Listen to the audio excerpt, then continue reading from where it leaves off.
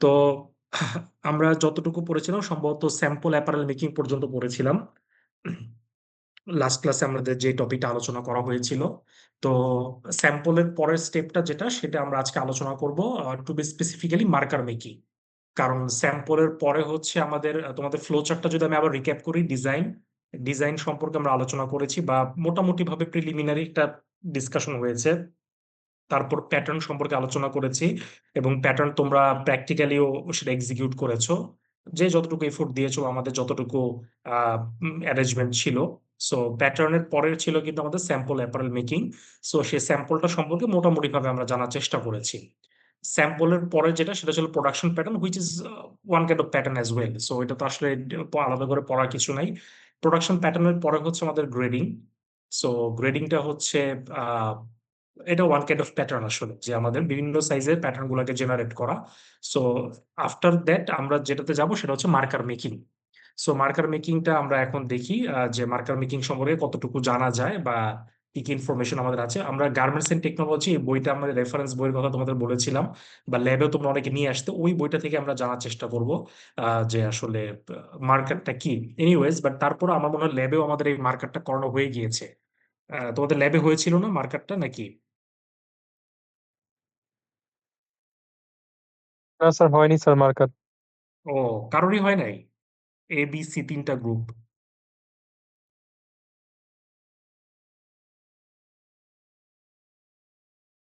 কাদের হলো? সম্ভবত হয়ে যাওয়ার কথা ছিল। আচ্ছা, এনিওয়েজ সমস্যা নাই। তো আমরা তাহলে কি পর্যন্ত পড়েছি? প্যাটার্ন শেষ করেছিলাম।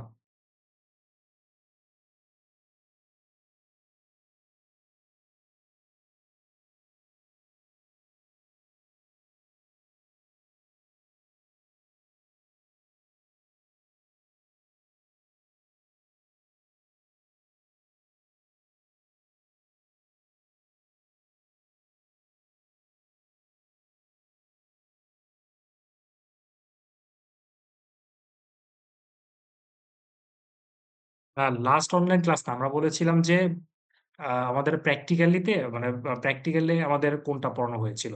লাস্ট অনলাইন স্যাম্পল পড়ানো হয়েছিল আমরা, মানে আমাদের ল্যাবে ল্যাবে আমাদের আহ, ইয়ে করানো হয়েছিল কিনা, মার্কার তোমাদের করানো হয়েছে কিনা? স্যার ল্যাবে হচ্ছে প্যাটার্নের 2 নম্বর ক্লাস পর্যন্ত হয়েছিল স্যার। আচ্ছা আচ্ছা, ওকে। আমি কি ল্যাব কি আমি তোমাদের সাথে নিয়ে থাকি নাকি অন্য কোনো টিচার নেই? জি স্যার, আপনি নেন স্যার। ও আচ্ছা, আমি তো এই জন্য মনে করতে পারছিলাম, অনেকদিন আগের কথা। এনিওয়ে, যাই হোক, প্যাটার্ন আমাদের শেষ হয়েছে। সো প্যাটার্নের পর আমরা মার্কার করবো, সহজ কথা। সো সেই মার্কারে আমরা যাওয়ার চেষ্টা করি। ওকে, মার্কারটা আমরা স্ক্রিন শেয়ার দিচ্ছি। সো মার্কার সম্পর্কে আমরা একটু দেখি কি জানা যায় বা কতটুকু আমরা জানতে পারি। পিডিএফটা শেয়ার দিচ্ছি। এই যে, ওকে। সো মার্কার দেখা যাচ্ছে স্ক্রিন? হ্যাঁ।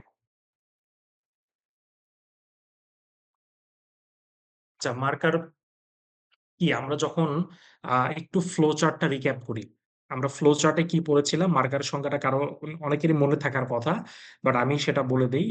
আমরা যখন প্যাটার্ন গুলো তৈরি করে ফেললাম, এরপর আমাদের মূল কাজ হচ্ছে মার্কার। তো এখন মার্কার আসলে কি করে?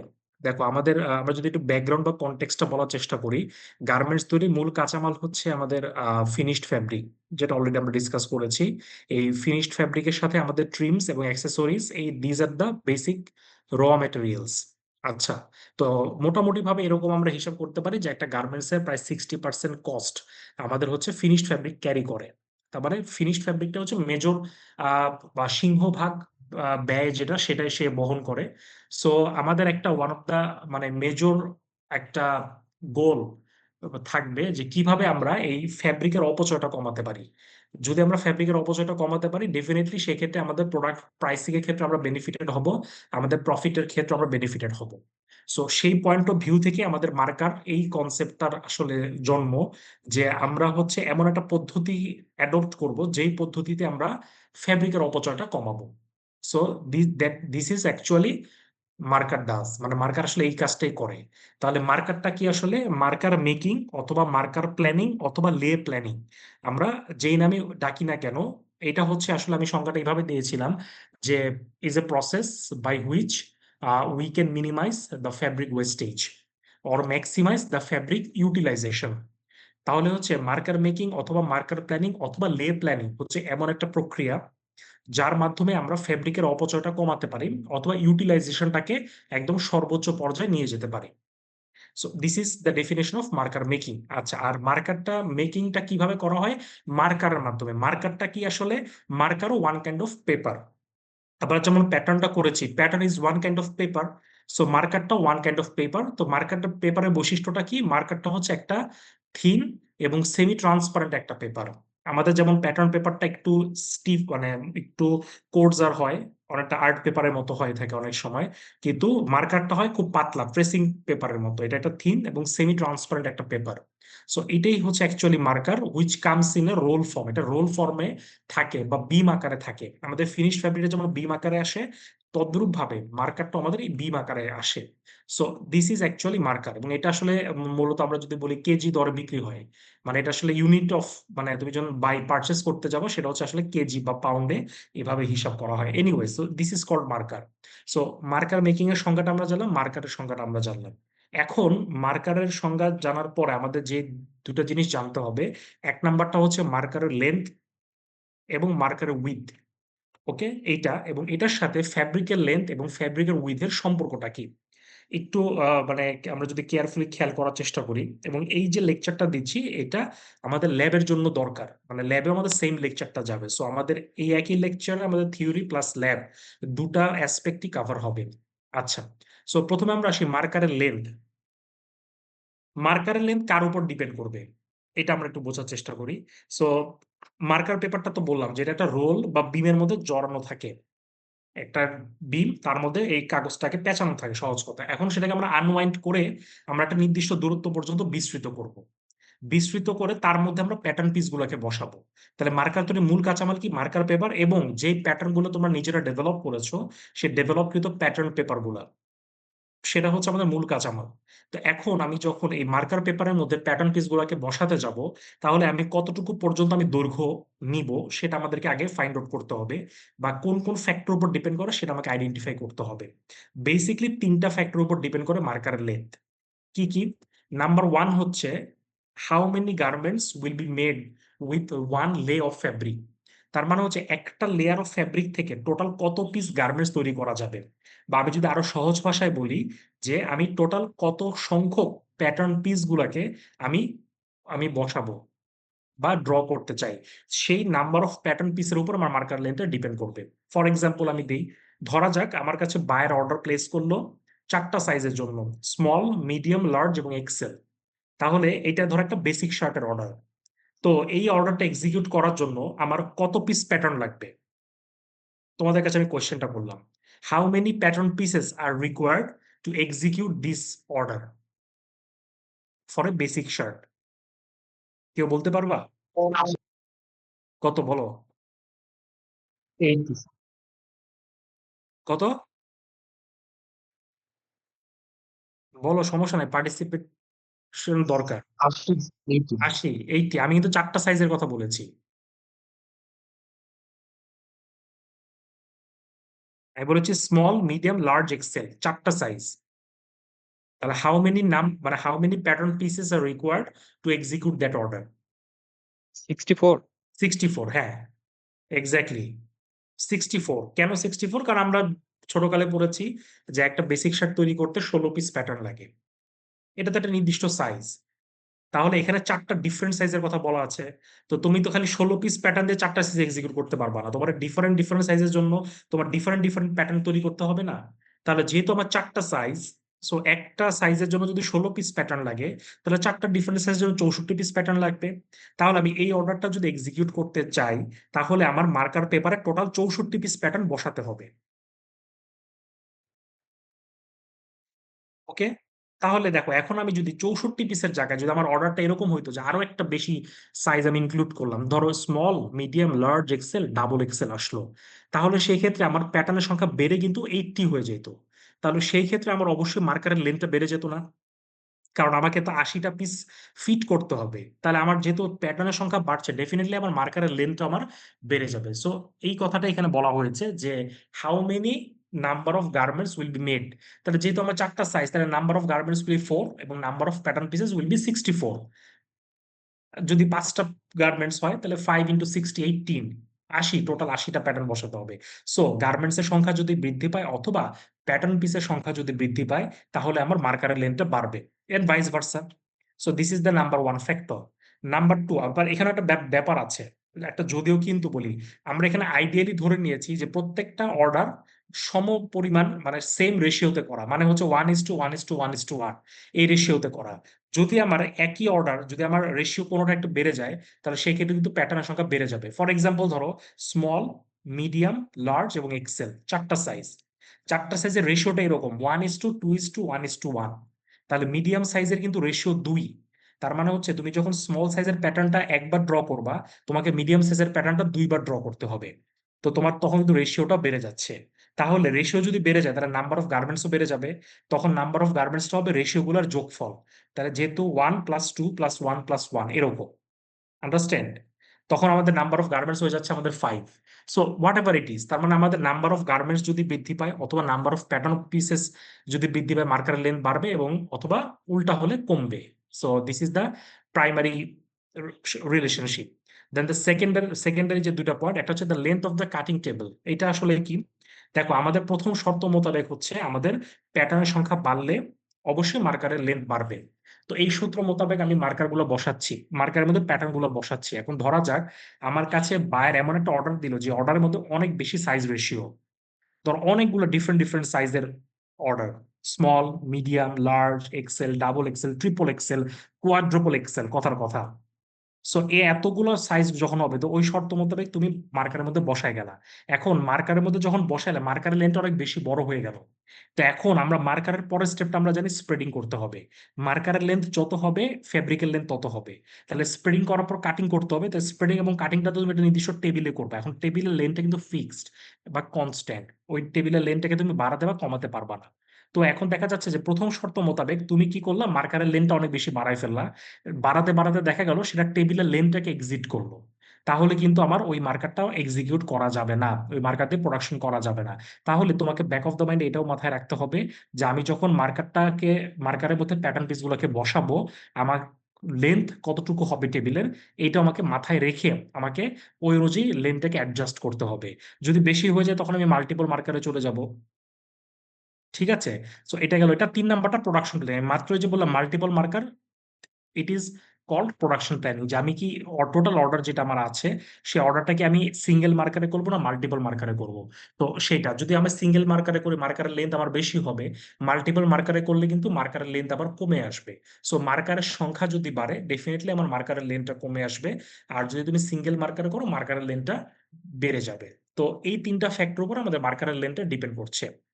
সো আমি যদি আবারও সাম আপ করি, 3টা ফ্যাক্টর কি কি? নাম্বার ওয়ান হচ্ছে how many garments will be made from one লে অফ ফ্যাব্রিক, অথবা কতগুলো প্যাটার্ন পিস আমাকে এক্সিকিউট করতে হবে বা ড্র করতে হবে সেটার উপর।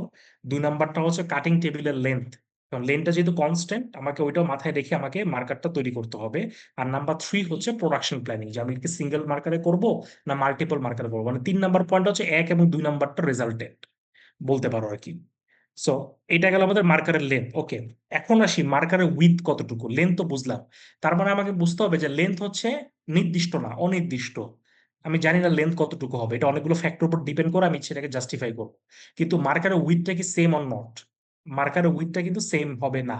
মার্কারের উইথটা always been constant. Okay, so মার্কারের উইথটা সবসময় কনস্ট্যান্ট থাকবে। কথার কথা হচ্ছে এটা কেন কনস্ট্যান্ট থাকবে, কারণ মার্কারের উইথটা বেসিকলি ডিপেন্ড করবে ফ্যাব্রিকের উইথের উপর।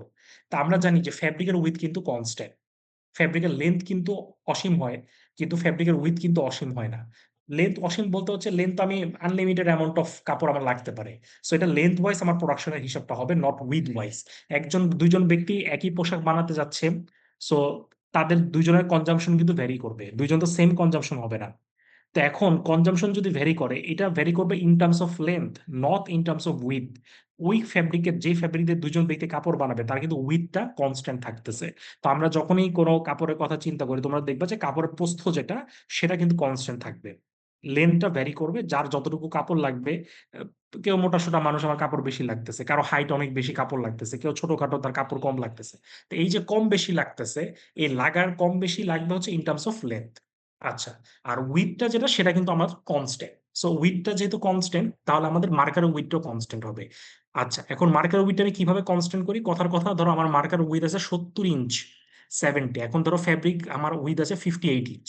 তাহলে আমি কি করবো? 70 ইঞ্চ থেকে আমি 58 ইঞ্চ দাগ দিয়ে 58 ইঞ্চের একটা উইড আমি বানাই নিব। তারপরে ওই উইডের মধ্যে যতটুকু আমার লেন্থ বাড়বে বা কমবে, প্যাটার্ন পেস্টিস হাবি জাবি যা যা আছে তার উপর বেস করে আমি মার্কারটা ফিক্স করবো। ক্লিয়ার? তাহলে কি আমরা মার্কারের লেন্থ আর মার্কারের উইডটা বুঝলাম? আচ্ছা, এখন কথা হচ্ছে মার্কারের লেন্থের সাথে ফ্যাব্রিকের লেন্থের সম্পর্ক কি, এবং মার্কারের উইডের সাথে ফ্যাব্রিকের উইডের সম্পর্কটা কি? উইডের সম্পর্কটা অলরেডি বলে ফেললাম, যে মার্কারের উইড ডিপেন্ড করবে কার উপর? ফ্যাব্রিকের উইডের উপর।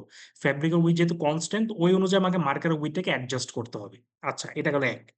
আর দুই নাম্বারটা হচ্ছে মার্কারের লেন্থের সাথে ফ্যাব্রিকের লেন্থের সম্পর্ক। এই ক্ষেত্রে রিলেশনশিপটা হচ্ছে উল্টা, মানে ডিপেন্ডেন্ট আর ইন্ডিপেন্ডেন্ট ভ্যারিয়েবল যেরকম, কোনটা ডিপেন্ডেন্ট কোনটা ইন্ডিপেন্ডেন্ট, এটা বুঝো। তাহলে এখন মার্কারের লেন্থ আর ফেব্রিকের লেন্থের মধ্যে যদি বলি, ফেব্রিকের লেন্থ ডিপেন্ড করবে মার্কারের লেন্থের উপর।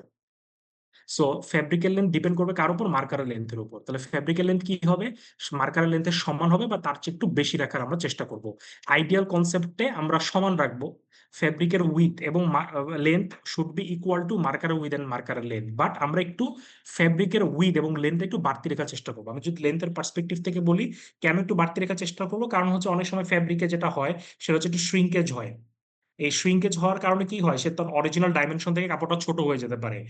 তুমি যখন কাপড় কাটবা, কাটার পরেও কিন্তু কাপড়টা শ্রিঙ্কেজ হতে পারে। তো এই জন্য আমরা করি কি, অনেক সময় 5% বাড়তি রেখে আমরা ফেব্রিকটা কাটি। তাহলে মার্কারের লেন্থ যতটুকু পাবো তার চেয়ে 5% বেশি ধরে আমি ফেব্রিকের লেন্থটা ক্যালকুলেট করবো, বা ফেব্রিকের স্প্রেডিংটাকে আমি এক্সিকিউট করবো। So this are the relationship between fabric length and fabric, sorry, marker length and fabric width and marker width. Okay, so আশা করি এই বিষয়টা ক্লিয়ার। তোমরা কি বুঝতে পারছো পড়া? হ্যালো? জি স্যার। জি স্যার। Okay, very good. জি স্যার। আচ্ছা, তারপরে আমরা আসি, এবার আসি আমাদের মার্কার এফিসিয়েন্সি কি। এখন অনেক কথাই তো বললাম যে মার্কারের কাহিনীটা কি, যে মার্কারে হচ্ছে মূল কাজ হচ্ছে ফেব্রিকের অপচয় কমানো, হাবিজাবি হ্যানত্যান। আর এই যে ফেব্রিকের অপচয় যে কমাবো, এটা আমি হিসাবটা করব কিভাবে, এটা ক্যালকুলেশন করব কিভাবে? এটা একটা টার্ম আছে যেটা নাম হচ্ছে মার্কার এফিসিয়েন্সি। এই মার্কার এফিসিয়েন্সির সাহায্যে, এই টার্মটার সাহায্যে আমরা বুঝতে পারবো যে আমার কতটুকু ফেব্রিক অপচয় হচ্ছে বা হচ্ছে না। আচ্ছা, জাস্ট এ মিনিট।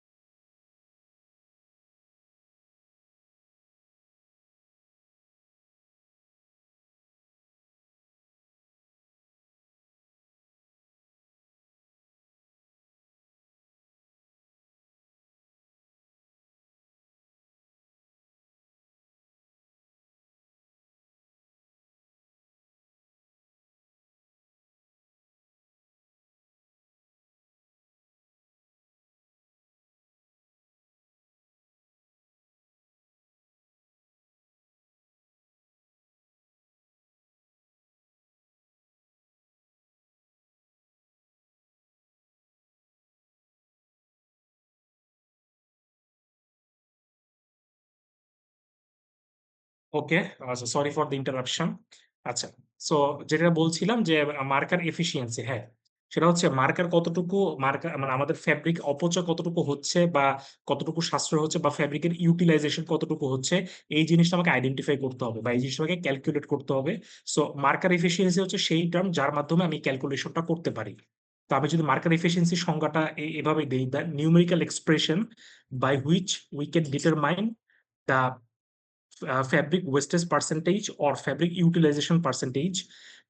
সো এই টার্মটাকে আমরা বলতেছি মার্কার এফিসিয়েন্সি। তার মানে এই যে নিউমেরিক্যাল ভ্যালু, যার মাধ্যমে আমরা বুঝতে পারতেছি আমার ফেব্রিকের কতটুকু অপচয় হচ্ছে অথবা ফেব্রিকের কতটুকু ইউটিলাইজেশন হচ্ছে। সো এই নিউমেরিক্যাল ভ্যালুটাকে আমরা বলি marker efficiency. For example, marker efficiency equal to 85%। What does it mean? এর মানে হচ্ছে আমার ফেব্রিকের ব্যবহার হচ্ছে 85%, অপচয় হচ্ছে 15%।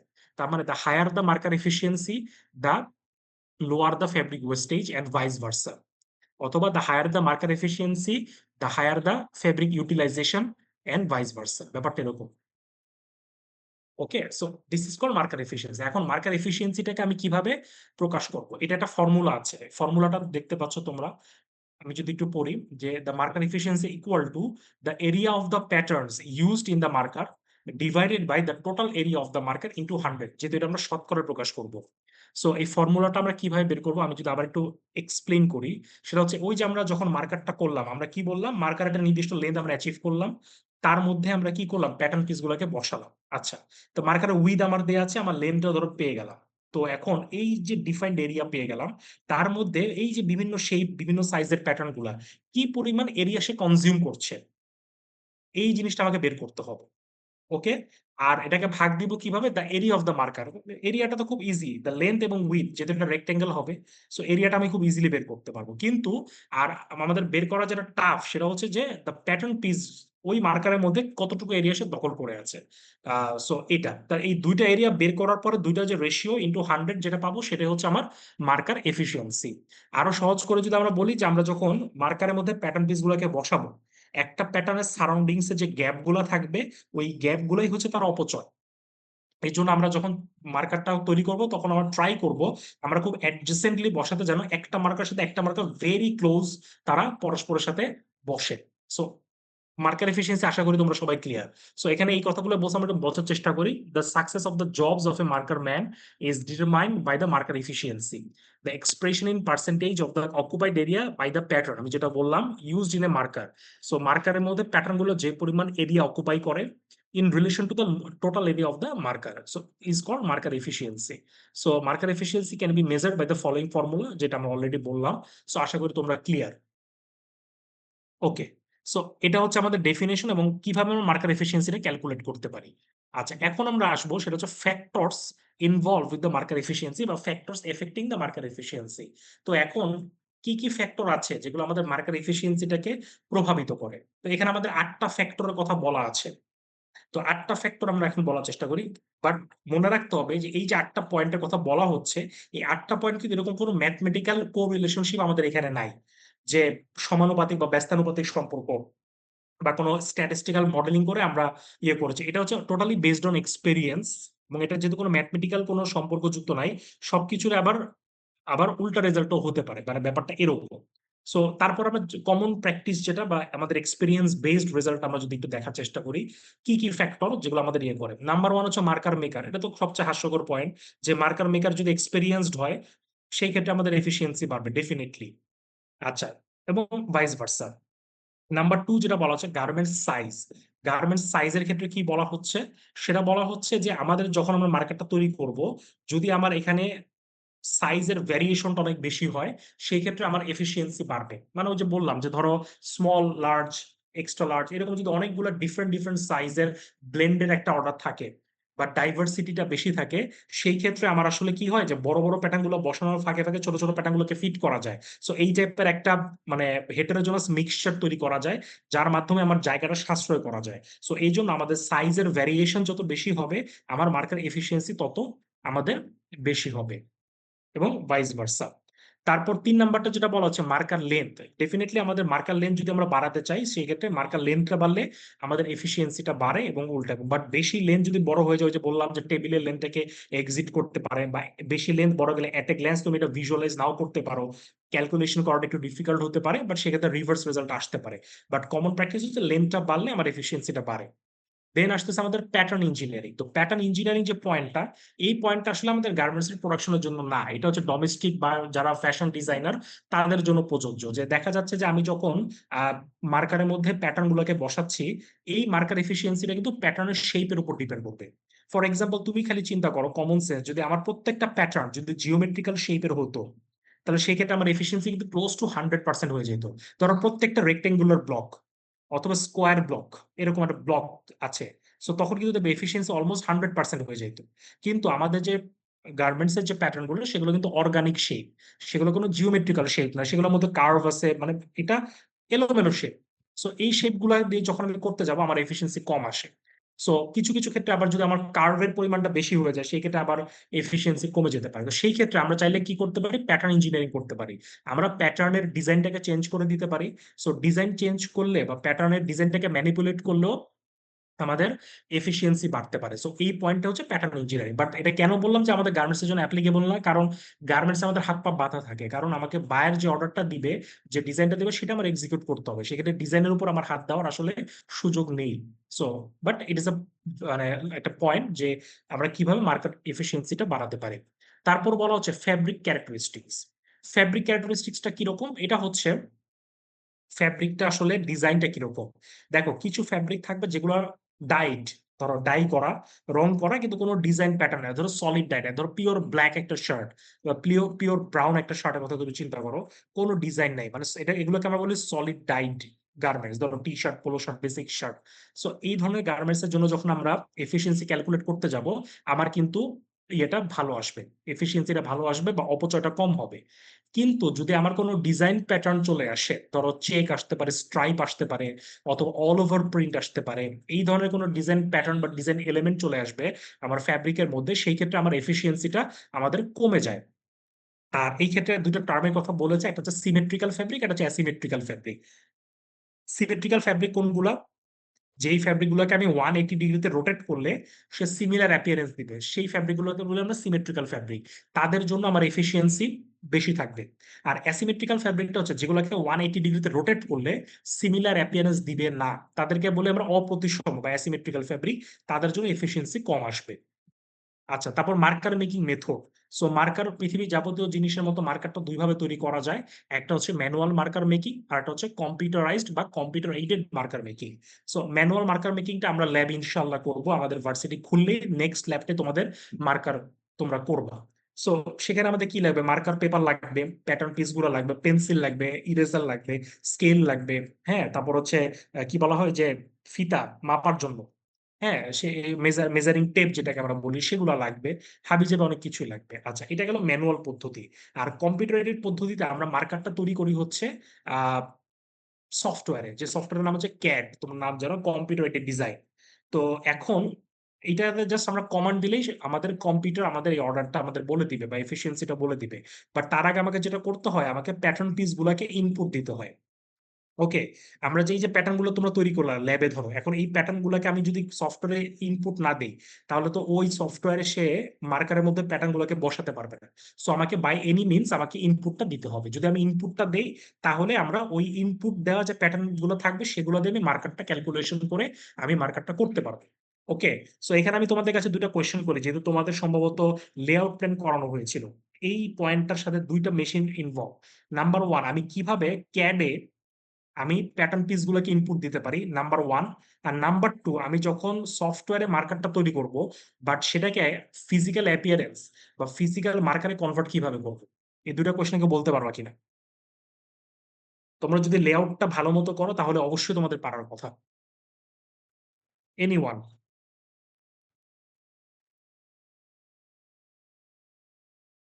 স্যার প্রশ্নটা বুঝতে পারিনি স্যার, আরেকবার স্যার। আচ্ছা, কোশ্চেনটা বোঝার চেষ্টা করো। সেটা হচ্ছে, তোমরা তো ম্যানুয়ালি প্যাটার্নটা তৈরি করলা, এখন ধরো তোমরা উক্ত প্যাটার্ন দিয়ে তোমরা হচ্ছে মার্কার তৈরি করবে। তা এখন তুমি কোন মেশিন ব্যবহার করে তুমি যে ম্যানুয়ালি প্যাটার্নটা তৈরি করলা এই প্যাটার্নটাকে আমার সফটওয়্যার ইনপুট দিতে পারবে, নাম্বার ওয়ান। আর নাম্বার টু, ধরো সফটওয়্যারে মার্কারটা দিয়ে দিলা, এরপর তো সফটওয়্যারে দিলে পারমুটেশন কম্বিনেশন করে সফটওয়্যার সে তার মতো মার্কারটা ক্যালকুলেট করে দিবে, কিন্তু মার্কারটা ক্যালকুলেট করলে তো হবে না, এটা তো সফটওয়্যারে আছে, এটা ফিজিক্যাল মার্কার আমার দরকার না। সো কোন ইনস্ট্রুমেন্ট ব্যবহার করে আমি এই সফটওয়্যার থেকে এটাকে ফিজিক্যাল মার্কারে কনভার্ট করতে পারি। এই দুটা কোয়েশ্চেন ছিল। So anyone please. আশা করি কোয়েশ্চেনটা বুঝতে পেরেছো।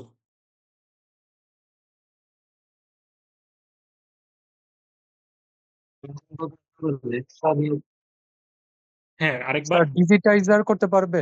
Very good. ফার্স্ট কোয়েশ্চেনের অ্যান্সারটা হচ্ছে ডিজিটাইজার। হ্যাঁ, আরেকবার বলো। সমস্যা নেই, বলো, শেয়ার করো। একজন বলে ডিজিটাইজার, আরেকজন কি জানি বললা, কিছু বলতে চাচ্ছি না।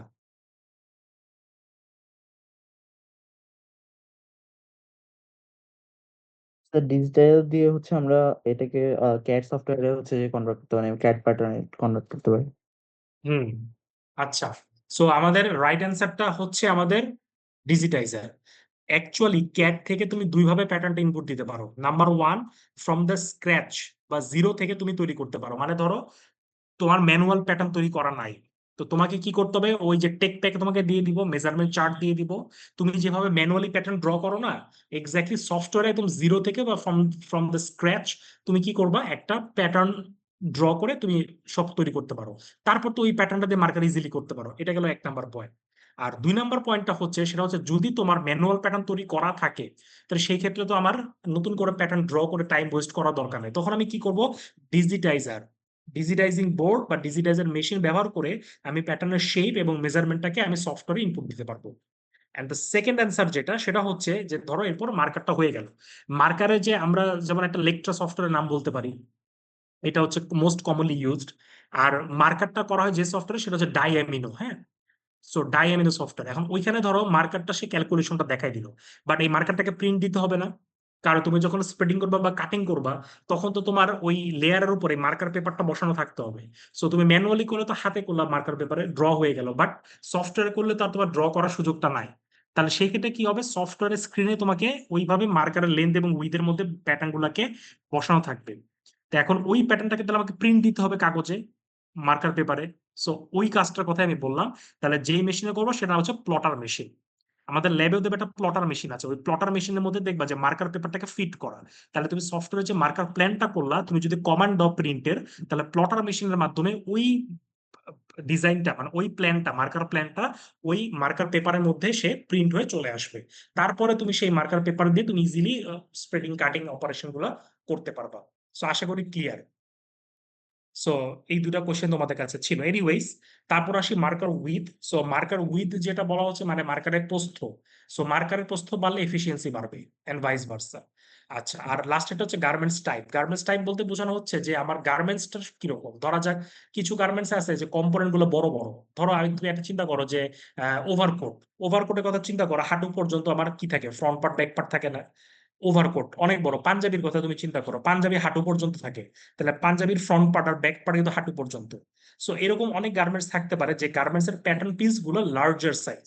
তো এই ধরনের গার্মেন্টস গুলো দিয়ে যখন তুমি মার্কারটা তৈরি করতে যাবে, তখন তোমার এফিসিয়েন্সি কমে যাবে।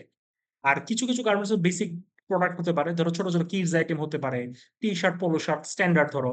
সো সেগুলো ছোট ছোট কম্পোনেন্ট থাকে। সো এই ধরনের যদি কম্পোনেন্ট থাকে কোনো গার্মেন্টসে, তাদের জন্য আসলে কি বলা হয়, এফিসিয়েন্সি আমার বেড়ে যাবে। সো এটা হচ্ছে আমাদের garments type. So these are the 8 points যে যেগুলো মার্কার এফিসিয়েন্সিতে প্রভাবিত করে বা involve with the marker efficiency. আশা করি তোমরা সবাই ক্লিয়ার বিষয়টা।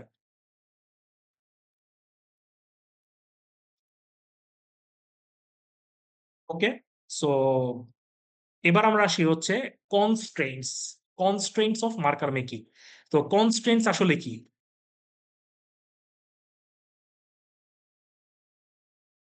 আচ্ছা, কনস্ট্রেইনটস মানে হচ্ছে বাধা, ব্যারিয়ার। তার মানে হচ্ছে তুমি যখন মার্কারটা তৈরি করতে যাবা, তখন তোমাকে আসলে কি করতে হবে, ব্যাক অফ দ্য মাইন্ডে কিছু প্রি ডিটারমাইন্ড ফ্যাক্টর তোমাকে মাথায় রাখতে হবে। কিছু consideration prior to marker making তোমাকে এনশিওর করতে হবে। তো এই ফ্যাক্টর গুলোকে আমরা বলছি মার্কার, মানে কনস্ট্রেন্টস অফ মার্কার মেকিং, মানে তোমাকে বাধা দিবে, তোমাকে মার্কার তৈরি করতে বা মার্কার এফিসিয়েন্সি কমাতে, বাড়াতে, মানে কমায় দিবে, বা এই ঝামেলাগুলো তারা তৈরি করবে। So these are the constraints. এখন এই কনস্ট্রেন্টস গুলো কি কি, এখানে মোটামুটি 5টা পয়েন্টের কথা বলা আছে। দেখো, 1 নাম্বারটা হচ্ছে গ্রেইন লাইন, 2 নাম্বার পয়েন্ট হচ্ছে ফেব্রিক ক্যারেক্টারিস্টিক্স, 3 নাম্বারটা হচ্ছে গার্মেন্টস ডিজাইন ক্যারেক্টারিস্টিক্স, 4 নাম্বারটা হচ্ছে কাটিং কোয়ালিটি, 5 নাম্বারটা হচ্ছে প্রোডাকশন প্যাটার্ন। ওকে, এই টোটাল হচ্ছে আমাদের 5টা টপিক। তো আমরা একটু যাওয়ার চেষ্টা করি যে 5টা পয়েন্ট আসলে কি। প্রথমে আসি আমরা গ্রেইন লাইন। গ্রেইন লাইনে যাওয়ার আগে আমি তোমাদের যেটা বলি, সেটা হচ্ছে তুমি কেমনে ল্যাবে মার্কারটা তৈরি করবে, সেটা তোমাকে বুঝতে হবে। আচ্ছা, প্রথমে তোমার কাঁচামাল নিবা, মার্কার পেপারটা নিবা, তোমার প্যাটার্ন পিস নিবা। কয়টা প্যাটার্ন পিস নিবা আমি যে কটা সাইজ বলে দিব। ধরা যাক তোমার ল্যাবে করেছো 36, 37, 38, 39। তাই আমি বলে দিলাম 1:1:1:1, 4টা সাইজের প্যাটার্ন নিলাম।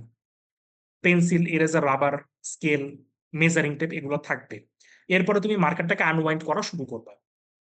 আনওয়াইন্ড করে যেটা করবা এট ফার্স্ট, ওই যে বললাম মার্কারের উইথটা কনস্ট্যান্ট, এবং তোমাকে আমাকে আমি তোমাকে বলেও দিব যে এই যে ল্যাবটা করছো অ্যাজিউম করো যে ফেব্রিকের উইথ এত। আমি বলে দিলাম ধরো কথার কথা যে ফেব্রিকের উইথ 60 ইঞ্চ বা ফেব্রিকের উইথ 58 ইঞ্চ। তাহলে যদি ফেব্রিকের উইথ 58 ইঞ্চ হয়, তাহলে তুমি মার্কার পেপারটা ধরো 70 ইঞ্চ থাকে আমাদের ল্যাবে বা এরকমই, তো সেই 70 থেকে তুমি 13 বাদ দিয়ে 57 তুমি করে নিবা। ঠিক আছে? সো তাহলে আমি 57 ইঞ্চ আমি পেয়ে গেলাম মার্কারের উইথ। সো মার্কারের উইথ ডিটারমাইন। আর লেন্থ কত হবে সেটা তো আমি জানি না, কারণ লেন্থে আমি 4টা সাইজের প্যাটার্ন আমি যখন বসাবো 64 পিস প্যাটার্ন করতে করতে যতটুকু দৈর্ঘ্য পর্যন্ত যাবো সেটা আমার মার্কার লেন্থ হয়ে যাবে। সো লেন্থ আর উইথের ব্যাপারটা গেল। এরপর আমরা আসি যে এখন আমরা হচ্ছে কিভাবে বসাবো, আমি এই প্যাটার্ন পিস গুলাকে কিভাবে বসাবো। এখানে দুইটা কনসিডারিং ফ্যাক্টর মাথায় রাখতে হবে। নাম্বার ওয়ান, তুমি যখন বসাবা আগে লার্জার পিস প্যাটার্ন গুলোকে আগে বসাবো। ওকে, আগে বড় পিস গুলাকে আগে বসাবা, তারপরে যখন গ্যাপ গুলাকে তুমি ফাইন্ড আউট করতে পারবা সেই গ্যাপের মধ্যে ছোট ছোট পিস গুলাকে অ্যাডজাস্ট করবা বা ফিট করার চেষ্টা করবা। এটা হচ্ছে একটা কমন প্র্যাকটিস বা কমন সেন্স। আর আরেকটা হচ্ছে যে ডিরেকশন কি হবে, এই যে প্যাটার্ন পিস গুলাকে আমি বললাম বসাবো, এগুলার ডিরেকশনটা কোন দিকে হবে। ডিরেকশনটা হবে সবসময় লেন্থ ওয়াইজ ডিরেকশন। তার মানে প্রত্যেকটা প্যাটার্নকে আমি ভার্টিক্যালি বসাবো বা লেন্থ ওয়াইজ ডিরেকশনে বসাবো। তাহলে এই যে আমরা ভার্টিক্যালি বসাচ্ছি বা লেন্থ ওয়াইজ ডিরেকশনে বসাচ্ছি, এই ভার্টিক্যাল বা লেন্থ ওয়াইজ ডিরেকশনটাকে আমরা বলছি হচ্ছে গ্রেইন লাইন। তার মানে গ্রেইন লাইনটা কি? গ্রেইন লাইনটা হচ্ছে দ্য ভার্টিক্যাল ডিরেকশন অথবা lengthwise direction of the pattern placement during marker making. আমি যদি সংখ্যাটা আরেকবার রিপিট করি, the vertical direction or the lengthwise direction of the pattern placement during marker making can be termed as or called as grain line. Understand? এখন কথা হচ্ছে যে grain লাইনটা আমরা কেন মেনটেন করব বা কোথায় আমাদের মেনটেন করতে হবে। আচ্ছা, গ্রেইন লাইনটা আমরা মেনটেন করব দুইটা কারণে। Number one, grain line maintain করলে আমাদের ডিজাইন এর অ্যাকুরেসি বা কনসিস্টেন্সিটা মেনটেন হবে। প্রত্যেকটা যদি একটা নির্দিষ্ট রিলেশন মোতাবেক থাকে, তাহলে তার ডিজাইনের অ্যাকুরেসি এবং কনসিস্টেন্সিটা আমরা মেনটেন করতে পারবো। আর নাম্বার টু, যখন আমরা গ্রেইন লাইন অনুযায়ী বসাবো এবং এরপর আমরা কাপড়টা কাটবো, কাপড়টা কাটলে ফেব্রিকের হ্যাঙ্গিং প্রপার্টি যেটা, সেটা খুব ভালো মতো সে শো করবে, যেটাকে আমরা বলি ড্রেপ, মানে how nicely hang or fit to the body, এই বৈশিষ্ট্যটাকে আমরা ড্রেপ বলি না। সো এই ড্রেপাবিলিটি বা হ্যাঙ্গিং প্রপার্টিটা পারফেক্টলি এনশিওর করার জন্য আমরা গ্রেইন লাইনটা মেনটেন করবো। ওকে, সো এখন কথা হচ্ছে এখন গ্রেইন লাইনটার সাথে গেলে ওয়ার্প এবং ওয়েফটার সম্পর্কটা কি। আমরা কিন্তু সংজ্ঞাতেই বললাম যে দ্য গ্রেইন লাইন কোনটা, the lengthwise direction or the vertical direction of the fabric pattern placement during marker making. তাহলে তোমরাই বলো যে আমরা জানি যে ওভেন ফ্যাব্রিকের সাথে সম্পর্কটা কি হয়। We know that oven fabric consists of two sets of thread. One set is called warp, another set is called weft, and the angle between warp and weft is right angle or 90-degree angle. তাহলে আমরা বলতে পারি যে the vertical sets of thread তাদেরকে বলি আমরা warp, and the horizontal sets of thread কে বলছি আমরা ওয়েভ। তাহলে আমরা যদি গ্রেইন লাইনটা মেনটেন করি, তাহলে আমরা এটা বলতে পারি যে the grain line is parallel to the warp and perpendicular to weave. Okay, আচ্ছা এখন আসি যদি নিট ফ্যাব্রিক হয়। নিট ফ্যাব্রিকে তো ওয়ার্প আর ওয়েফট নাই। নিট ফ্যাব্রিক কি থাকে তোমরা কেউ বলতে পারবা?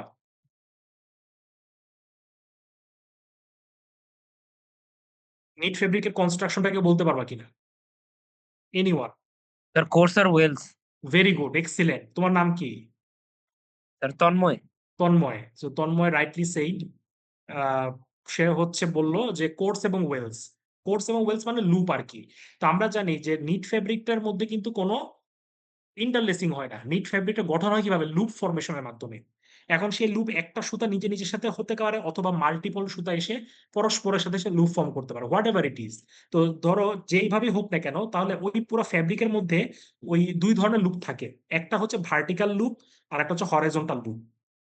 তাহলে এই যে ভার্টিক্যাল লুপ, এই ভার্টিক্যাল সেট অফ লুপকে আমরা বলি হচ্ছে কোর্স, আর হরাইজন্টাল সেট অফ লুপকে বলি হচ্ছে আমরা ওয়েলস। ওকে, আচ্ছা 1 মিনিট দাঁড়াও।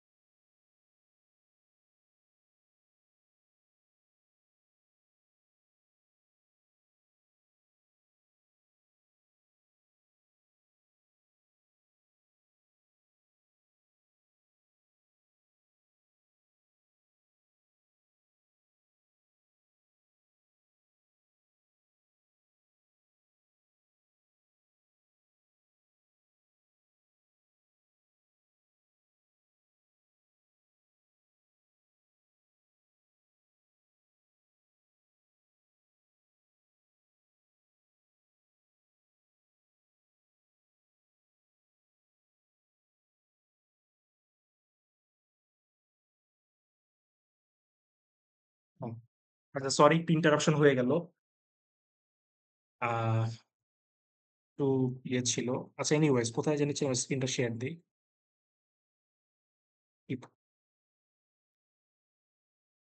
এখানে তো ছিলাম না। মেসেজে কি বলছে চ্যাটিং এ? হ্যাঁ, মিউটেড আমি করেছিলাম, সমস্যা। Okay, sorry for the interruption. Anyways, আমরা কোথায় ছিলাম? ভুলেই গেলাম। Green line পড়াচ্ছিলাম।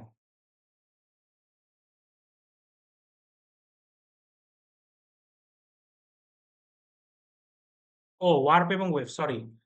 ওয়ার্প এবং ওয়েভটা ছিলাম, গ্রিন লাইনের সাথে সম্পর্ক।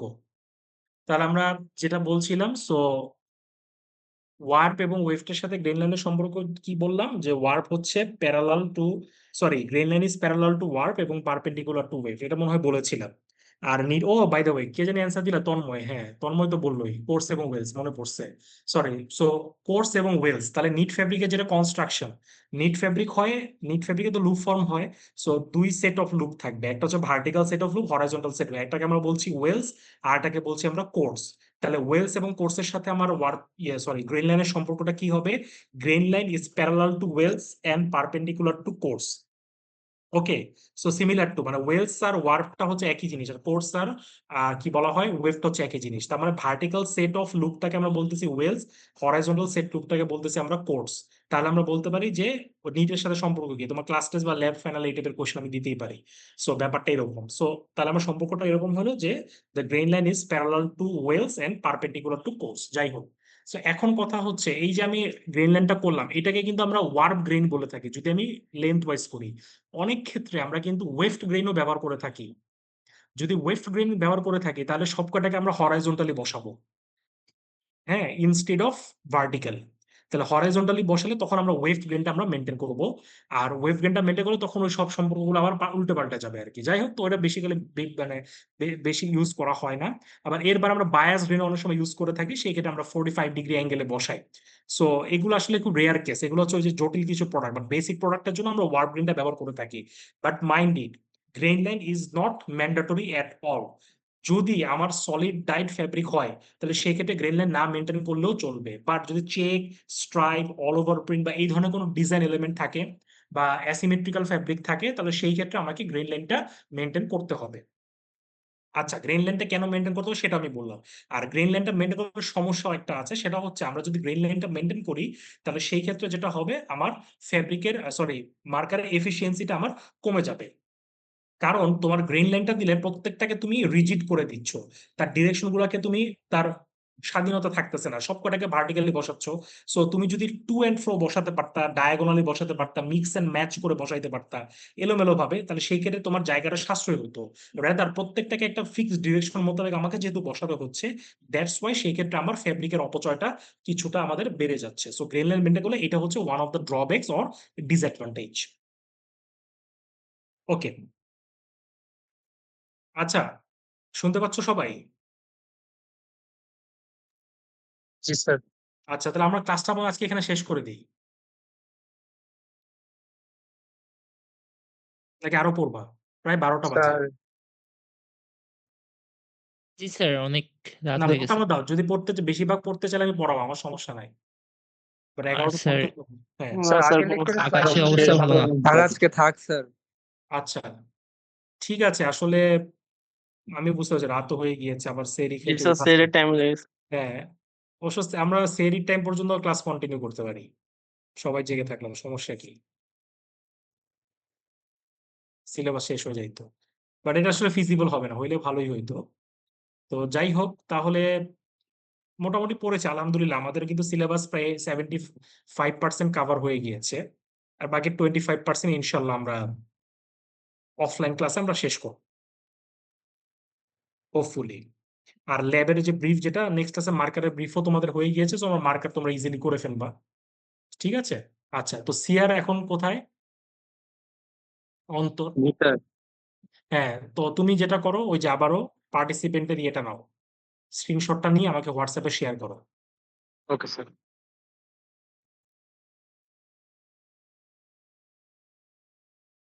স্যার, হ্যাঁ স্যার, বলো। স্যার এখান থেকে কি আমাদের ডিরেক্টলি প্রশ্ন আসবে যে হচ্ছে the write down the factors which are the involved with marker efficiency হ্যাঁ, এই টাইপস?